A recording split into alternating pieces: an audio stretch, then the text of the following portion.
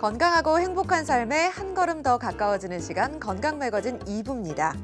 잘못된 자세, 운동 부족, 그리고 노화 등으로 인해 시시각각 위협받고 있는 척추 건강에 대해서 알아볼 텐데요. 최근 척추 건강이 나빠져서 허리나 엉덩이, 허벅지에 이상 증세를 보이고 있다면 이 시간 함께 하시면서 약이 되는 정보 가져가시기 바랍니다. 자, 건강 매거진 2부 활기차게 출발하겠습니다.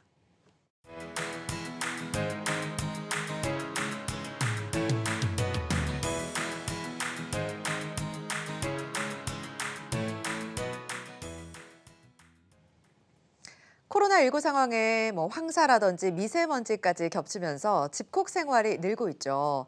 집에 있는 시간이 늘어나면서 척추 근력이 약해질 수 있습니다. 아무래도 활동량도 감소하고요. 운동도 부족하기 쉬운데요. 또 집에서 쉴 때 늘어져 있거나 앉아 있을 때의 잘못된 자세도 척추 건강을 해칠 수 있다고 하죠. 자, 길어지는 집콕 생활에 빨간불이 켜진 척추 건강, 파란불로 바꾸는 데 도움을 주실 분 모셨습니다. 김병호 원장님 오셨습니다. 안녕하세요. 네, 안녕하세요. 네. 김병호 원장입니다. 네, 반갑습니다. 자, 나이가 들면 주름이 생기는 것처럼 척추도 세월의 흐름을 피해갈 수가 없는데요. 자, 척추에 나이가 들면 어떤 변화가 생길까요? 화면으로 확인해 보시죠.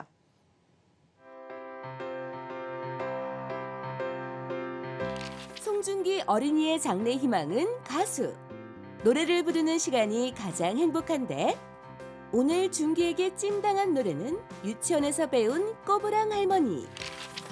그런데 노래를 부르다 갑자기 멈추고 꼬부랑 할머니가 뭔지 엄마에게 물어보는데 나이가 들면 모두 꼬부랑 할머니가 되는 걸까?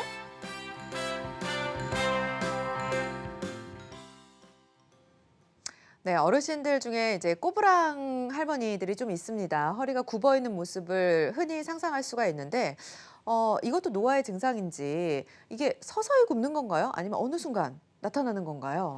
그럼 굉장히 어려운 질문이라도 할 수 있겠는데요. 사실은 이제 허리가 굽는다는 병은 노화의 일종이라고 할 수 있습니다. 네. 하지만 이제 남들보다 빠른 속도로 노화를 하게 되면 그걸 우리는 질병이라고 합니다. 네. 그리고 일상생활에 제한이 된다든지 그리고 삶의 질을 떨어뜨리는 게 된다면은 그것도 이제 질병이라고 할 수 있겠죠. 척추가 노화가 되고 이제 허리가 굽는 데에는 가장 큰 이유가 이제 디스크라든지 척추뼈의 변형이 일어나면서 생기는 거고요. 네. 여기에는 생활 습관이라든지 근육량, 골다공증 등등 많은 요인들이 작용을 해서 허리가 굽게 됩니다. 하지만 우리 몸에서는 이제 빨간 신호를 한 번씩 켜줘요. 네. 통증이라든지 아니면은 이상 증상이라든 것이 오면서 뭔가 적신호가 켜지거든요. 그럴 때에는 주저하지 말고 오늘 건강 매거진에서 저희한테 상담을 주시면 제가 초록불을 켜드리도록 하겠습니다. 네. 굉장히 든든하네요. 오늘 방송 집중해서 함께 해주시기 바라고요. 자, 보니까 척추 질환은 원인이 굉장히 다양하고 종류도 다양한 것 같아요. 소개를 좀 해주실까요? 네, 척추 질환은 이제 원인이 다양하고 또 종류도 다양한데요. 저희가 그래도 이제 방송을 보시는 우리 시청자분들도 익히 들을 만한 두 가지 질환이 굉장히 대표적이죠. 네. 하나는 우리가 속칭 디스크라고 하는 바로 추간판 탈출증이 있고요. 또 하나는 바로 협착증이라고 하는 병입니다. 네. 이 두 가지가 가장 흔한 형태의 병이고 또 두 가지는 유사점도 많고 또 구별되는 점도 있는데요. 네. 사실 이제 의사들은 이 두 가지 병을 구별하지는 않아요. 네, 굉장히 비슷한 점도 많고 두 가지가 함께 있는 경우가 많아서 그렇고요. 네. 요거에 뭐 디스크라고 해서 다른 치료를 하고 뭐 협착증이라고 해서 다른 치료를 하고 이렇지는 않습니다. 두 가지는 비슷하고요. 네. 그리고 경우에 따라서는 이제 시술과 같은 간단한 치료부터 시작해서 큰 수술을 하는 경우까지 다양한 형태의 치료를 받는 경우가 있을 수 있습니다. 네. 자, 다양한 척추 질환에는 아무래도 원인에 맞는 맞춤 치료가 상당히 중요할 것 같은데요. 이 척추 치료에도 단계가 있는 것 같더라고요. 무조건 수술하는 건 아니더라고요. 네, 맞습니다. 이제 우리가 척추 치료라는 걸 하면은 수술을 제일 먼저 떠올리게 되는데요. 네. 수술 중에서도 제일 먼저 떠올리는 건 이제 핀을 박는 수술입니다. 그렇죠. 네, 그래서 이제 뭐 핀이 뭐 6개가 들어갔더라. 네, 맞아요. 핀이 뭐 10개가 들어갔더라. 이런 이야기를 하게 되는데요. 왜냐하면 이제 척추 질환의 마지막 단계에 해당되는 경우 이렇게 핀으로 고정을 해주는 유압술이라고 하는 수술을 하기 때문입니다. 이 유압술이라는 수술이 이제 예전에는 사실은 척추를 수술하게 되면은 이런 유압술이나 아니면 이제 큰 절개를 통해서 하는 감압술이라는 수술밖에는 존재하지 않았어요. 네. 그러다 보니까 이제 치료가 약간 양극화되어 있었습니다. 그렇군요. 그러니까 약을 먹거나 아니면 그냥 바로 이렇게 수술을 수술하거나. 하거나 두 가지를 하다 보니까 아무래도 이 중간 단계의 치료가 없었다는 거죠. 그러다 보니까 이제 환자는 예를 들어서 통증이 아주 심한 사람도 있지만 나는 그렇게까지 통증이 심하지는 않고 지긋지긋하게 허리가 아프고 혹은 다리가 저린데 네. 요것만 살짝 없애줬으면 좋겠는데 하는 그런 생각을 하게 되거든요. 그렇죠. 그러다 보니까 이제 이런 환자들의 요구 사항에 맞춰서 의학 기술도 발전하게 됐고 현재는 이렇게 양극화되어 있지 않고 매우 세밀하게 나뉘어져 있습니다. 네, 영상이 준비되어 있어요. 네, 영상을 맞습니다. 보면서 설명 듣겠습니다. 영상을 보시면서 설명을 드릴게요. 예. 우선은 일단은 처음에 시작하는 것이 우리가 비수술과 수술 두 가지로 나눌 수 있겠고요. 네. 요 사이에 이제 시술이라고 하는 것이 존재하게 됩니다. 그래서 예전에는 보통 시술이라고 하면은 카테터 시술이라고 하는 비수술 치료가 주류를 이뤘는데요. 현재는 이제 내시경과 같은 이런 이제 간단한 수술도 이 범주 안에 들어가게 돼서 이런 걸 최소 침습 수술이라고 하는데 이런 것까지 포함하는 걸 우리가 시술이라고 일컬고 있어요. 그래서 제가 방송에서도 시청자분들한테 재밌게 말씀드리려고 시술과 수술의 단계 쉬술이다라고 이렇게 표현을 해드리게 되어 있는데 네. 왜냐하면 이제 비수술 치료는 조금이라도 더 적극적으로 수술에 가까운 형태를 띄우고 싶었고 네. 수술은 상대적으로 얕고 덜 침습적으로 발전을 하다 보니까 이 두 개가 만난 거예요. 네, 그래서 이제 우리가 하이브리드라고도 하고 이 중간 단계 이러한 시술이 굉장히 발전을 이뤘고 현재는 이제 대부분의 환자가 요 가운데 단계의 치료에서 많은 이점을 가지고 많은 치유를 받고 있다고 생각하시면 되겠습니다. 네, 자 그럼 오늘은 비수술적인 시술법에 대해서 알려주실 텐데요. 아무래도 비수술적인 안전성 그리고 수술적인 정확성을 높일 수 있는 방법이 아닐까 싶어요. 어떤 치료법 알려주실 거예요? 네, 오늘은 이제 사실은 비수술적인 치료 방법이라고 하긴 그렇고요. 사실은 이제 최소 침습 수술에 가까운 치료인 후궁간 내시경 시술이라고 하는 거를 설명드리려고 합니다. 예. 이제 후궁간 내시경 시술이라고 하는 거는 이제 직접 환자의 병변을 내시경을 통해서 확인을 하면서 때로는 신경 구멍을 넓혀주고 때로는 파열된 터진 디스크를 제거해주는 방법이라고 할 수 있겠어요. 네. 네, 그래서 저희가 화면을 보면서 설명을 좀 드리도록 하겠습니다. 네. 내시경 화면을 우선 보실 텐데요. VCR 등을 통해서 한번 확인을 해보겠습니다. 네. 지금 보시면 이게 이제 내시경 화면인데 지금 보이는 게 터진 디스크가 있는 화면이라고 보시면 됩니다. 네. 그래서 파열된 디스크가 신경을 누르고 있기 때문에 저 안에 신경을 꽉 끼우고 있어요. 그래서 지금 집게처럼 보이는 포셉이라고 하는 특수한 기구가 들어가서 저렇게 터진 디스크를 꺼내주는 겁니다. 네. 그럼으로 인해서 이제 환자가 아파하던 디스크를 제거하게 되니까 통증도 사라지게 되고 신경 송상도 방지하게 되죠. 지금 나오는 화면이 보이시죠? 네, 터진 조각이 나오고 있습니다. 네. 그래서 이분도 이제 이런 터진 조각이 제거되면서 통증의 개선을 느끼게 되고 굉장히 크죠. 그래서 저렇게 터진 조각을 효율적으로 제거하는 겁니다. 그래서 이제 우리가 이제 요걸 설명드릴 때 한 가지만 딱 기억하시면 돼요, 우리 시청자분들도. 네. 자, 우리가 맹장염이 생겼다든지 아니면은 대장이나 위에 용종이라고 하는 혹이 생겼어요. 그렇죠. 그때 개복 수술을 하나요? 안 하죠. 잘 안 합니다. 네. 그렇죠. 요즘은 대부분 검진을 하면서 내시경을 통해서 제거를 하죠. 맞아요, 맞아요. 맞습니다. 그리고 맹장염도 우리가 구멍만 뚫어서 복강경이라는 걸로 간단히 수술을 하죠. 네. 이런 형태의 것들이 척추에서도 이루어졌다라고 생각하시면 됩니다. 그래서 옛날에는 척추 내시경 수술이라고 하는 것이 네. 기구 자체가 조금 덜 발달되다 보니까 음. 제거를 할 수 있는 게 좀 한계점이 있었어요. 네. 근데 지금 이제 기구가 발전을 하면서 지난 한 10여 년 전부터는 이제 기술이 완전히 발전을 해서 거의 대부분의 영역에서 네. 내시경을 이용해서 환자를 치료할 수 있는 시대가 되었다라고 말할 수 있겠습니다. 자, 원장님께서 말씀해주신 시술법은 후궁강 내시경 시술인데요. 후궁이라는 곳이 일단 어딘지를 알아야 될 것 같아요. 네, 맞습니다. 이제 네. 이게 후궁강 내시경 시술이라는 거는 이제 인터넷에서 많이 시청자 여러분들이 검색을 한다 보면 네. PSLD라고 하는 명으로 검색하셔도 되고요. 아니면 단일공 내시경이라고 검색을 하셔도 동일한 거라고 보시면 됩니다. 네. 무엇이냐면 후궁이라고 하는 뼈가 있습니다. 그 사이에 뼈와 뼈 사이의 공간에 있는 후궁관이라는 구멍을 통해 가지고요. 터진 디스크도 제거해주고 좁아진 신경 통로도 넓혀주기 때문입니다. 그래서 그 후궁관으로 들어가니까 후궁관이라고 저희가 표현을 했고 내시경을 이용해서 치료하기 때문에 내시경 시술이라고 설명을 드린 것입니다. 네, 알겠습니다.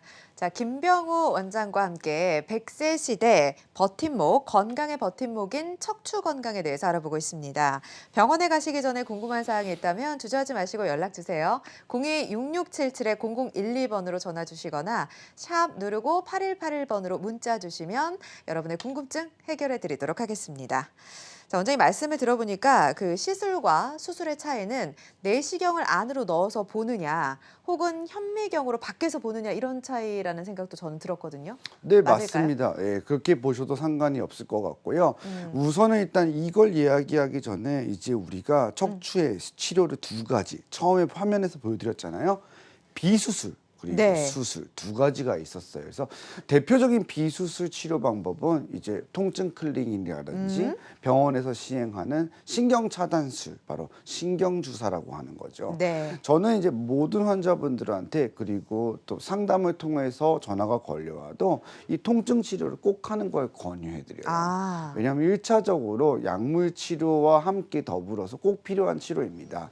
왜냐하면 일단은 척추 질환의 대부분은 신경이 눌려갖고 생기는 경우가 많아요. 근데 이 신경이 눌리는 걸 풀어주려면 네. 비수술 치료 방법으로는 신경 차단술과 같은 주사 치료를 해주는 것이 좋습니다. 네. 근데 이제 주사가 사실은 이제 잘 들어가지를 않고요. 제가 약이 10개가 있으면 10개 중에 5개도 잘 못 들어가요. 네. 왜냐하면 좁아져 있기 때문에 그 공간에 삐집고 들어가기도 힘들고 그쵸. 그리고 또 효율적으로 전달이 안 되죠. 네. 그러다 보니까 이제 우리가 비수술 치료 중에는 풍선 확장술이라든지 신경 성형술과 같은 카테터라는 기구를 이용해서 약물을 넣어주는 치료가 발전을 하게 됐고 네. 이런 치료들을 통상적으로 시술이라고 많이 부릅니다. 근데 이제 요 치료들은 안전하고 그럼 참 큰 장점이 있지만 단점이라면은 효율적으로 병변을 제거하거나 아니면 구멍을 넓힐 수가 없기 때문에 네. 치료에 한계가 있다는 거예요. 예. 예, 그래서 이런 걸 극복하고자 이제 내시경이라고 하는 시술 기법이 만들어지게 됐는데요. 처음에 질문하셨던 것처럼 기존에 사용했던 현미경 수술이나 절개 수술을 내시경을 이용해 가지고 거의 무절개에 가깝게 손상 없이 치료를 하는 방법이라 할 수 있겠습니다. 네. 그래서 요즘은 이런 내시경 기법이 많아지다 보니까 환자들이 저한테 굉장히 많은 질문을 해요. 그래서 그 세 가지 기법을 비교해 갖고 오늘 아주 간단하고 솔직하게 설명을 드리고자 합니다. 네. 자, 이제 화면을 좀 보실 텐데요. 제가 네. 이쪽으로 넘어와서 설명을 좀 드릴게요. 네. 환자들이 이제 외래 진료실에 오면은 물어보는 게 요 세 가지를 가장 많이 물어보세요. 네, 그래서 이제 양방향 내시경이라는 것과 네. 그리고 후궁관 내시경, 그다음 미세 현미경. 원장님, 이게 도대체 무슨 차이가 있는 건가요? 라고 하는데 아까 처음에 제가 설명드렸던 부분하고 비슷해요. 미세 현미경이라고 하는 거는 쉽게 말해서 개복을 하는 거예요. 예, 그래서 우리가 맹장염이나 이런 게 있을 때 배를 열어서 수술을 하는 것처럼 이렇게 절개를 해서 현미경을 보면서 안에 들어가 있는 터진 디스크나 좁아진 신경 통로를 열어주는 거죠. 근데 아무래도 절개창이 크고 근육과 인대에 손상이 있다 보니까 환자가 수술 이후 통증이 생기고 회복하는 데 시간이 걸릴 수밖에 없습니다. 네. 근데 이런 것들 최소한으로 하고 척추에 있는 근육과 인대의 손상을 최소화, 거의 없게 하기 위해서 내시경 기법이 만들어졌는데요. 네. 그렇게 만들어진 것 두 가지가 바로 양방향 내시경과 단일공 내시경인 후궁관 내시경입니다. 네. 양방향 내시경은 구멍을 두 개 뚫어서요. 한쪽에는 내시경이 들어가고 한쪽에는 이제 의사의 기구가 들어가서 그 안에 있는 병변을 해결하는 방식이고요. 후궁관 내시경은 구멍 한 개로 모든 것을 이루어낸다는 뜻이죠. 네. 그래서 아무래도 요 말만 딱 들어봐도 침습의 정도, 통증의 정도가 가장 덜하고 회복이 빠른 게 바로 후궁관 내시경 시술이라고 할 수 있겠습니다. 하지만 이제 후궁관 내시경 시술을 하는 의사가 이제 요게 익숙해지는데 시간이 좀 걸릴 수가 있고 테크닉적으로도 좀 난이도가 있을 수 있기 때문에 경험이 풍부하고 또 이제 사례가 접한 것이 많았던 그런 선생님들하고 한번 상의를 하시는 게 좋겠고요. 지금 제가 소개드린 세 가지 방법 중에서 네. 가장 덜 침습적이고 가장 통증이 적으면서 회복이 빠른 방법이 이렇게 후궁관 내시경 시술로 흔히 알려져 있다고 생각하시면 되겠습니다. 네. 진짜 가장 최소 침습을 하는 게 후궁각 내시경 시술이다 볼 수 있는데 그래도 어쨌든 간 들어가야 되잖아요. 네, 맞습니다. 네. 절개하는 흉터? 네. 좀 걱정이 될 것 같아요. 아니면 크게 걱정을 하실 필요는 없습니다. 왜냐하면 이제 내시경의 사이즈가 8mm 정도 됩니다. 그러니까 1cm가 안 돼요. 그리고 이제 우리가 그 부분만 살짝 절개를 한 다음에 안에 있는 근육층은 벌리고 들어가서 확인을 하는 거기 때문에 네. 거의 손상이 없다고 보시면 됩니다. 그래서 특징적인 것이 하고 난 다음에 통증이 별로 없어요. 오. 네, 그래서 이제 환자분들 중에서도 이제 세 가지 시술을 받으신 분들이 있어요. 네. 어떤 분들이냐, 풍선 확장술, 미세현미경 제거술, 이제 후궁관 내시경 시술 이렇게 세 가지를 받아보면 환자들이 가장 통증이 덜한 거를 후궁관 내시경 시술이라고 해요. 그렇군요. 네, 그 정도로. 그래서 수술 1개월이 경과한 시점에서는 제가 사진으로 보여드릴 텐데 흉터도 거의 보이지 않는 것을 알 수가 있습니다. 네. 자, 이 화면 한번 보실 텐데요. 지금 보시면 자, 이게 이제 1개월이 경과한 시점인데 어머. 보시면 어딘지 잘 모르겠죠. 네. 사실은 이제 이 내시경이라는 게 8mm밖에 안 되기 때문에 요 하나가 1cm거든요. 네. 요 안에서 이루어진다고 보시면 돼요.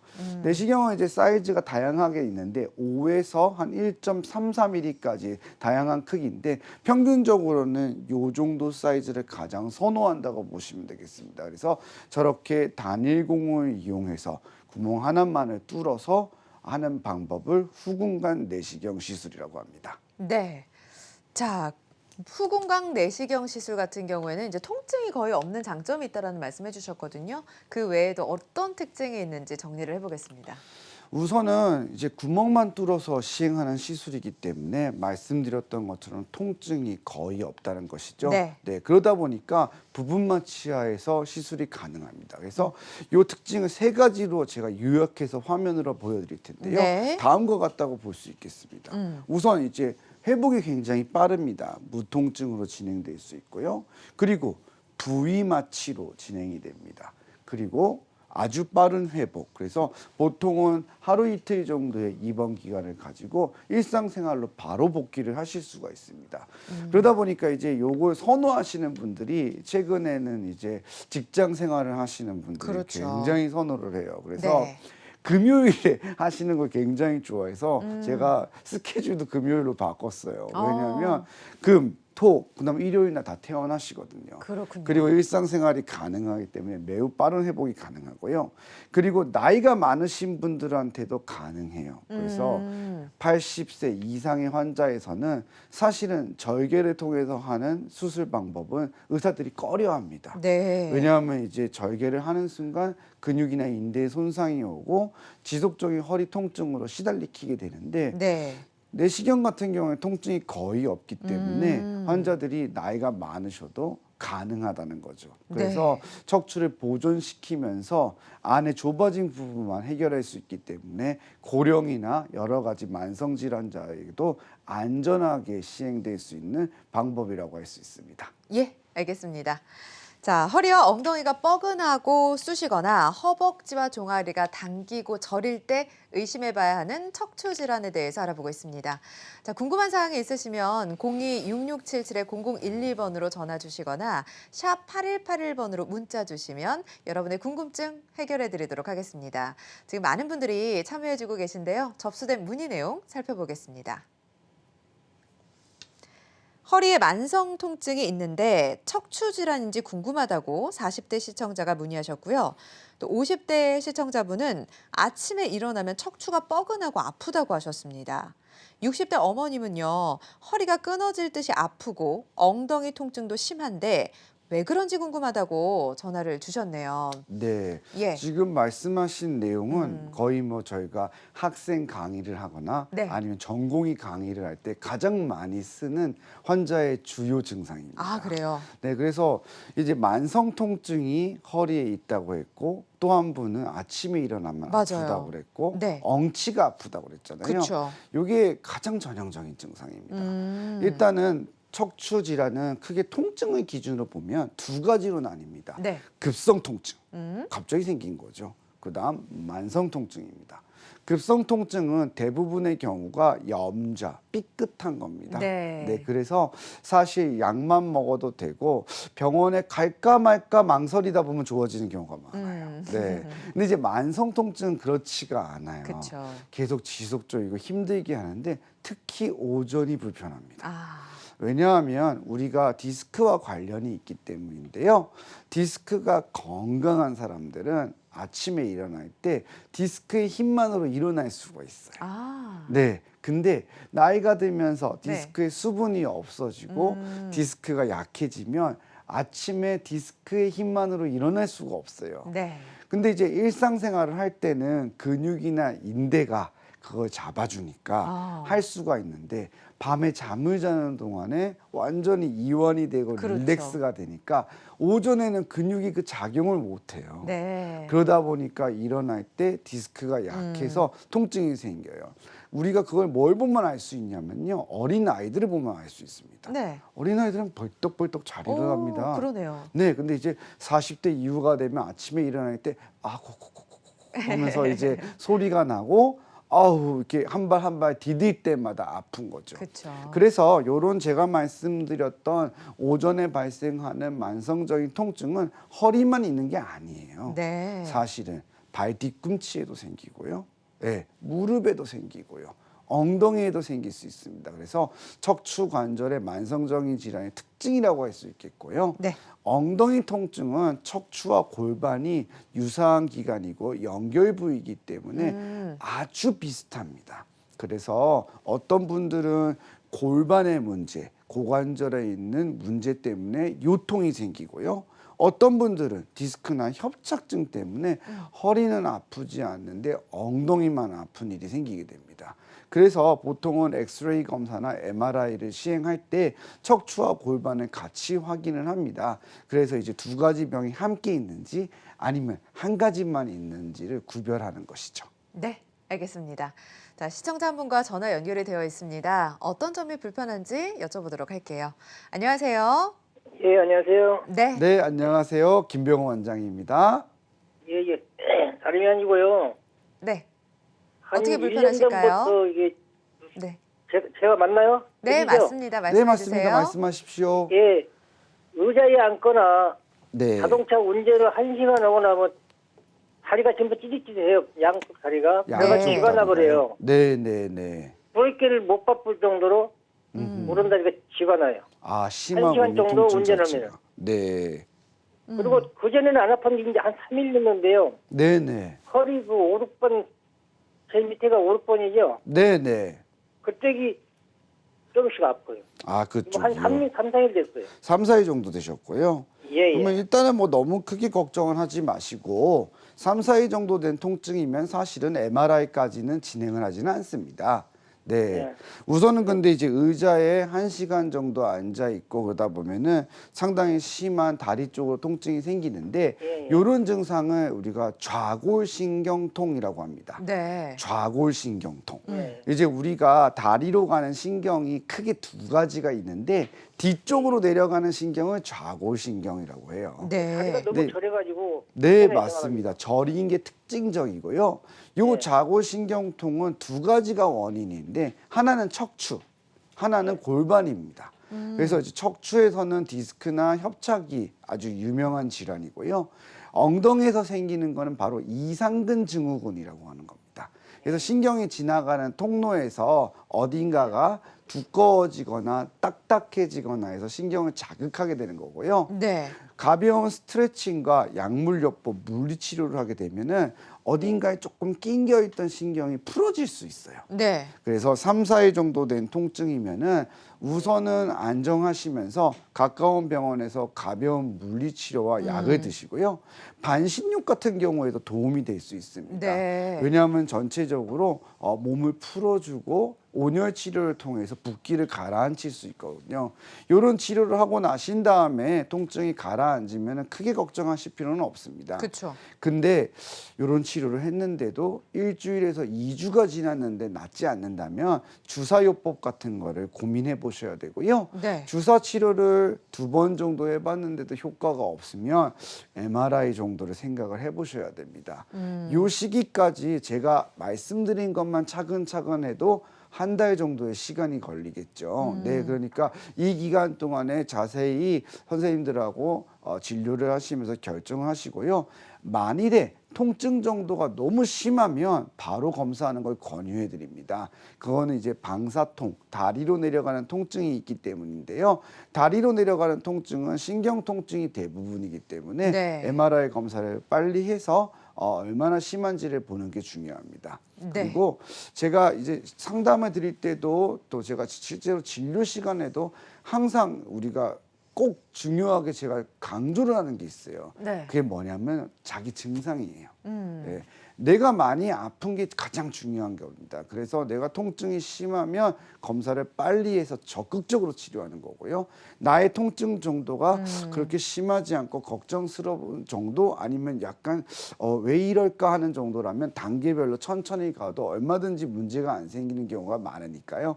하지만 이런 것들을 이제 우리 시청자분들이나 환자분들은 구별을 하기 어려우니까 그쵸. 예, 경험이 많은 전문의와 상의를 하시는 거를 권유해 드릴게요. 네, 알겠습니다. 전문의와의 상담을 통해서 치료의 단계를 결정하셨으면 좋겠습니다. 전화 주셔서 고맙습니다. 자, 다음 전화도 연결이 되어 있습니다. 전화 받아볼게요. 안녕하세요.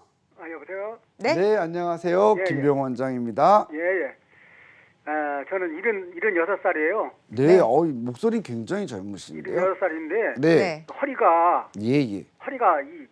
자꾸 약간 아프고, 네, 협착증 같은데, 그래가지고, 오른쪽 무릎이 또 저려요. 저려요. 네, 네. 허리가 아픈 거는 그렇게 약간 아프기도 한데, 자꾸 하면 허리가 자꾸 굽어요. 아, 굽는군요. 네. 그래서- 오르막길은 잘 올라가세요? 아이, 못 올라가요. 잘 못 올라가세요. 그래서 네. 이거를 그냥 약을 먹어도 소용없어요. 뭐 침을 맞아도 소용없고. 네. 사실은 이제 약물 치료로는 잘 안 낫습니다. 아주 초기 단계에만 잘 낫고요. 예, 예. 네, 지금 말씀하신 증상 저림이나 허리가 굽을 정도면 뭔가 협착이나 디스크가 꽤 있다는 이야기거든요. 이 정도에서는 이제 어느 정도 주사 정도는 하셔야 될 것 같아요. 주사요법이 종류가 굉장히 많거든요.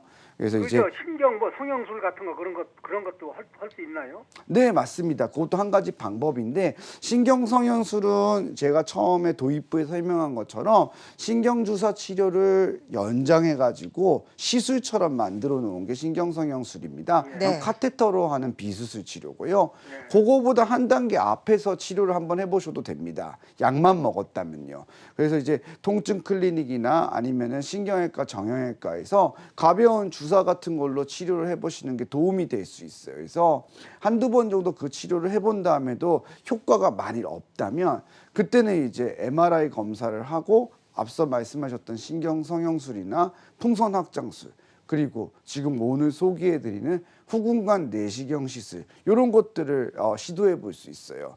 그 단계에서는 이제 환자의 증상 자체, 지속 기간 그리고 또 정말로 어떤 감각 저하나 운동마비 같은 게 동반되어져 있는지 이런 것들을 전문의가 판단하게 되고요. 네. 그래서 장단점을 고려해서 여러 가지 부분에서 가장 유리한 방법을 선택하셔서 치료하시면 되겠습니다. 네, 알겠습니다. 자, 정확한 검진 후에 불편한 사항을 좀 점검해 보셨으면 좋겠습니다.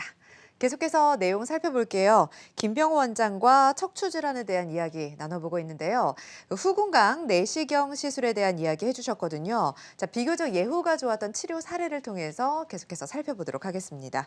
80대 어르신의 사례네요. 네, 맞습니다. 네. 오늘 제가 이제 준비한 사례들은 이제 지금 방금 우리 시청자 상담 전화보다는 병의 기간이 좀 더 길고 네. 그리고 또 여러 가지 치료를 많이 받으셨던 분들입니다. 그래서 제가 이제 계속 오늘 3번의 상담 사례가 있는데 네. 앞에 2분은 제가 MRI에 M자도 안 끊었잖아요. 그렇죠? 맞아요. 네, 얼마 안 된 경우에는 굳이 검사가 필요 없습니다. 대부분의 경우에는 가벼운 치료로 나을 수 있기 때문이죠. 하지만 무언가 지속적이고 환자 본인이 알아요. 네. 야, 이건 무언가 잘못됐다. 그러면 이제 MRI 찍게 되고 여러 가지 치료를 하시게 되는데요. 오늘 만나볼 첫 번째 사례의 분도 그런 경우라고 할 수 있겠습니다. 네. 자, 여기 화면을 보시면서 제가 좀 더 설명을 드릴게요. 네. 자, 보시면 87세 여자 환자분이세요. 네, 이제 뭐 척추관 협착증이라고 되어 있지 않습니까? 협착증이 진단되셨던 분이고 협착증은 진단돼서 치료를 하는 데까지 상당한 시간이 걸립니다. 네. 뭐 어제 아파서 다음날 이런 게 아니라요. 그쵸. 대부분은 1, 2년 이상의 통증을 갖고 계세요. 이분도 5년 이상 되었고 여러 가지 시술을 많이 받으셨습니다. 그래서 신경 성형술, 풍선 확장술과 같은 시술도 받으셨는데 네. 효과가 이제 그때뿐이고 조금 지나면 다시 통증이 생겼던 거죠. 그래서 MRI를 보시면 그걸 알 수 있는데요. 여기 보시다시피 이 시커먼 부분 보이시나요? 네. 이 까만 부분이 바로 협착증인데 굉장히 심한 중증 협착증입니다. 이제 우리가 보통 일반적으로 말하는 카테터 시술들, 신경풍선 확장술이나 성형술은 경도의 협착증에서는 상당히 효과적입니다. 그래서 치료에 통증이 없는 기간도 늘려드리고 그리고 또 아주 좋을 때는 수년 동안 문제없이 지내는 경우도 있을 수 있습니다만은 어느 정도 중증의 협착증에서는 효과가 매우 떨어져요. 네. 네. 그러다 보니까 이제 연세가 있으시니까 수술은 어렵다고 하고 여기에 대해서 시술만 2차례 정도를 받으셨어요. 네. 근데 이제 계속 다리 통증과 엉덩이 통증 저리고 땡겨서 이제 걷기가 거의 힘들어지셨고요. 계속 통증을 달고 사는 거죠.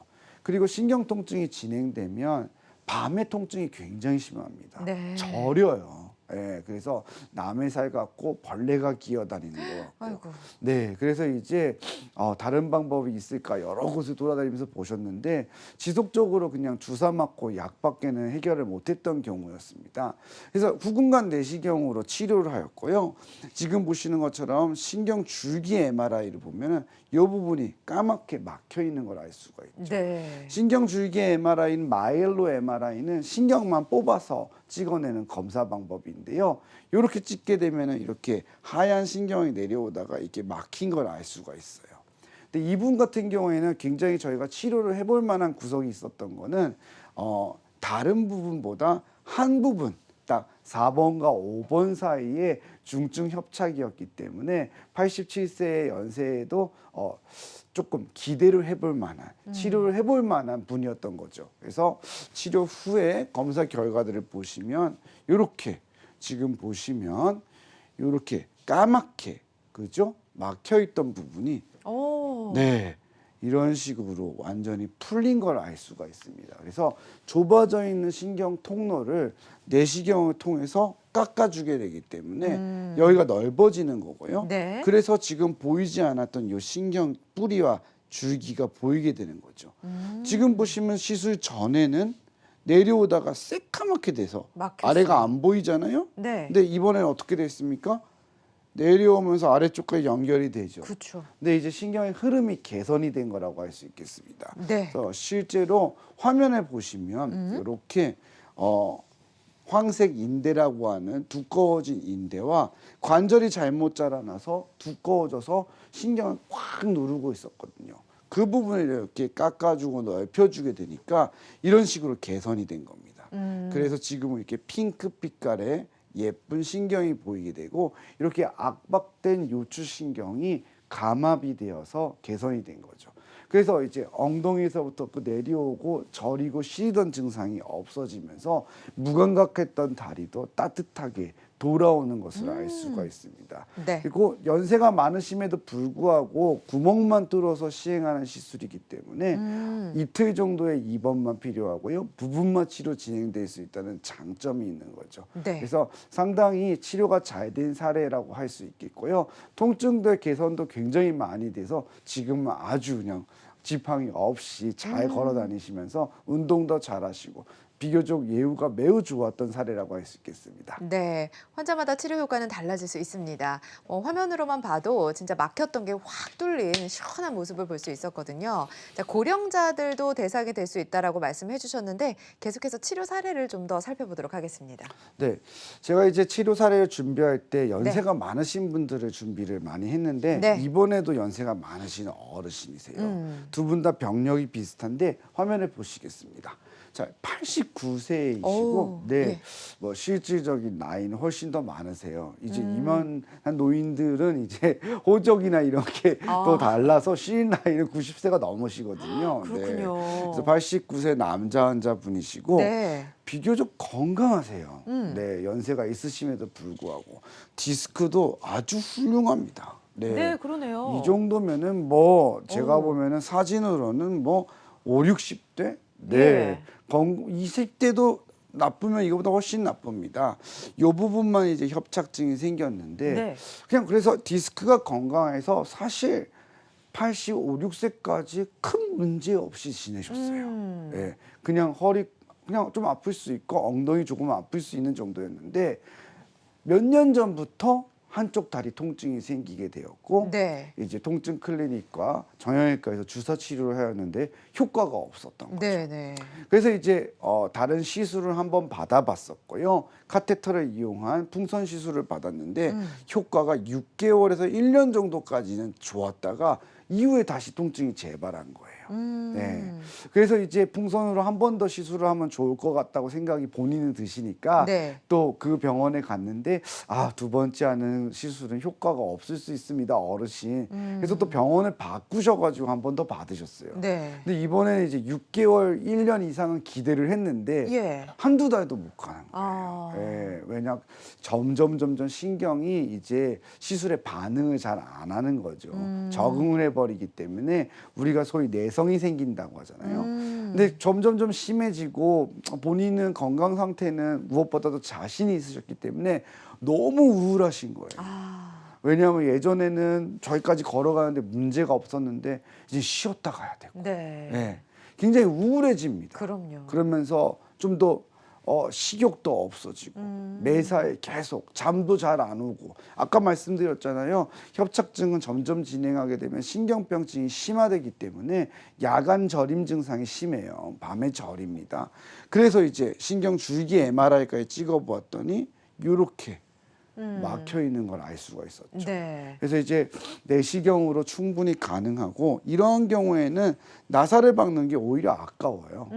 왜냐하면은 디스크가 건강한 상태이기 때문에 뒤에 있는 요 구멍만 넓혀주면 되거든요. 그러네요. 그래서 후궁관 내시경 시술을 저희 계획하게 되었고 지금 보셨던 것처럼 여기 그죠?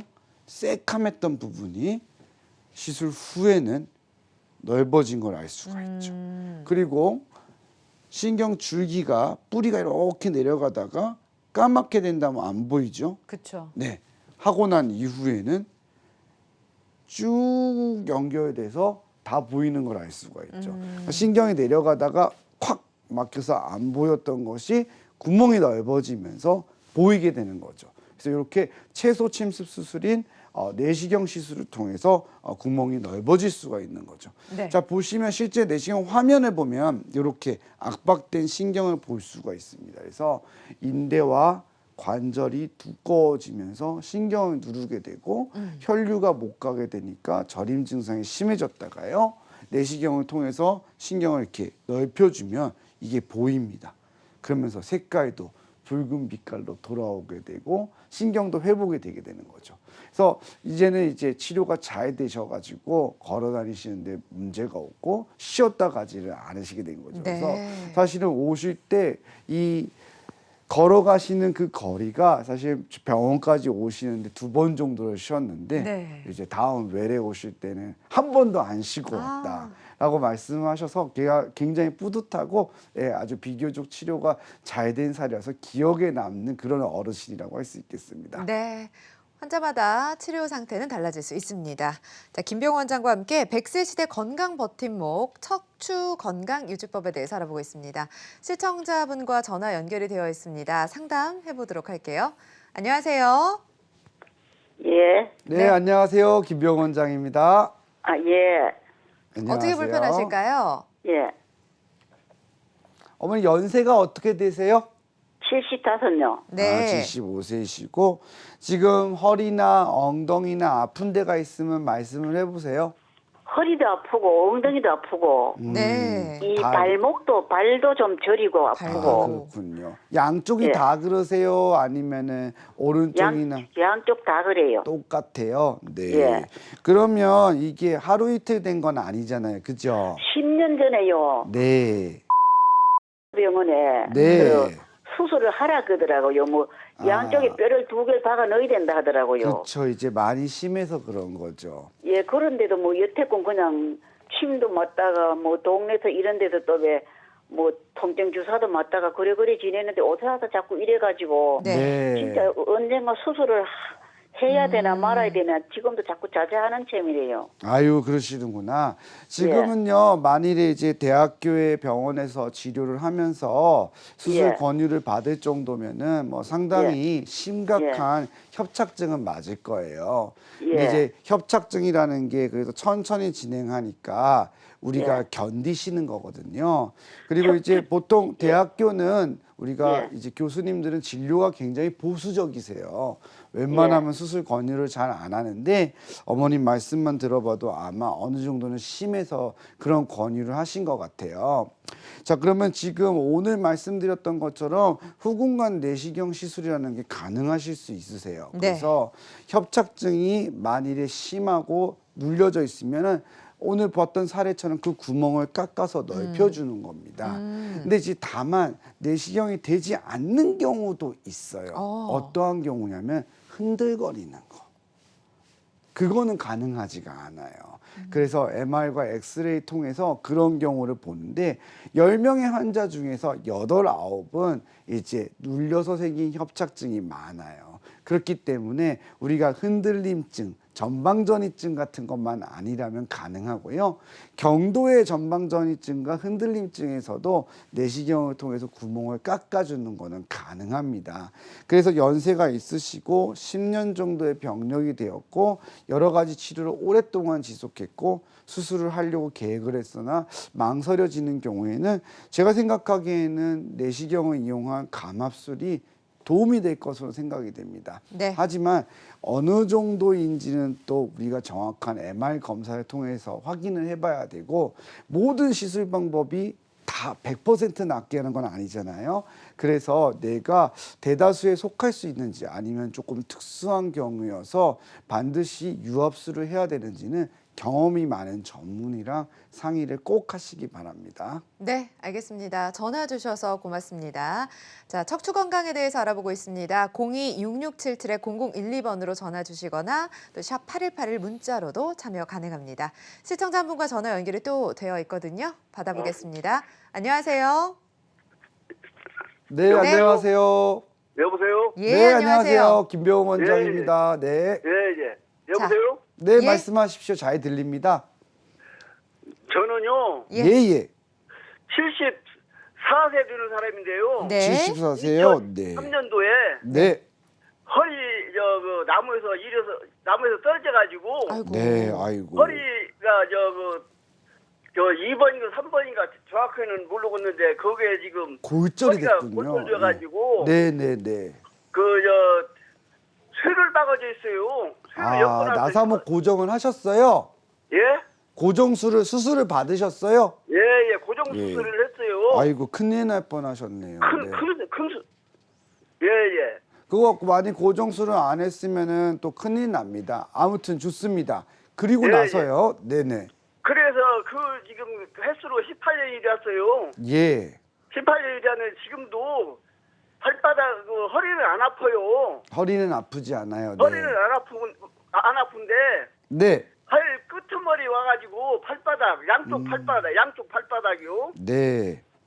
시리고 저리고 혀체 시리요. 시려서 아이고. 여름에 뜨거운 날도 하천 데에다 팔을 넣고 요게 있어야 그러면 좀- 사고 좀 편해요. 당시부터 예?